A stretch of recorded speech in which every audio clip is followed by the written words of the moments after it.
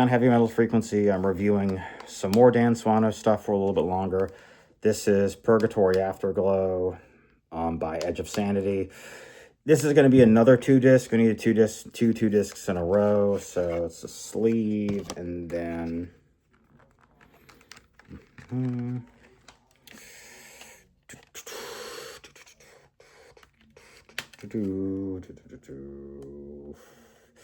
So it has some pretty similar genetics to the Moon Tower album, except that it's harder.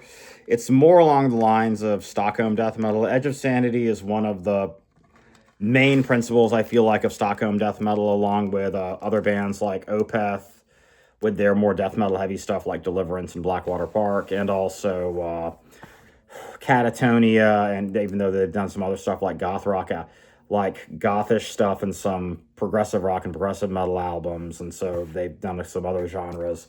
And then also Hypocrisy is also kind of in that vein as well. But so this has a very interesting opening. Twilight's is really melodic, and then it goes to some actual melodic death metal stuff like Of Dark Some Origin. And then it has all kinds of different stuff. Black Tears is like a post-punk revival metal song. It's really interesting.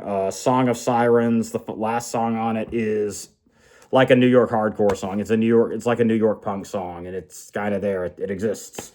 So there's all kinds of awesome stuff on here. Velvet Dreams, Elegy. This is a very, very impressive album, and that's why it's going to take... This is going to take a couple of videos because it's all over the place. There's some... It's not as synth heavy as Moon Tower, and it has more guitar stuff.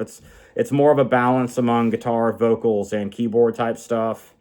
And some of it is so catchy it's still playing in my head while I'm doing this video. And so there's all kinds of different nods to various bands on here. It reminds me heavily of the Sisters of Mercy. Also keep in mind, Moon Tower was kind of like an unofficial Edge of Sanity album, kind of. And so I guess that was the apogee, furthest point, whatever, of Edge of Sanity was specifically that, whereas this is a little bit harder, a little more death metal. There's some touches of other genres on here, like punk, like New Age. That's basically what is. Twilight has this like New Age-esque feel to it, which is really interesting. It's kind of like a Devin Townsend Empath type thing. And this is just all over the place. But it's done in some subtle and not so subtle ways. There's some parts where it's a little bit more jarring. There's some parts where it's not. And this is a fantastic album, all things considered. Velvet Dreams is excellent. The Sinner and the Sadness is really cool. And then you get through all this, and there are 2 different versions of the same album. So it'll be interesting, and I'll get to more soon, because there is a ton of stuff here. Even if you just look at this even without saying, okay, this is 2 discs, it's the 2024 remaster and then the 2024 remix, it's still a lot. So there's some nice bass solo-y stuff on here. There's some pseudo-unaccompanied vocal parts on here from Dan Swano. It showcases his huge vocal range really well. I also feel like there's some crossover thrash. There's some black metal. There's some traditional thrash. There's some punk. There's all kinds of stuff, and it's not specifically a really synth-heavy, even though I would have been okay with that, it's not specifically a synth-heavy death metal album. There's all kinds of stuff from all over the places.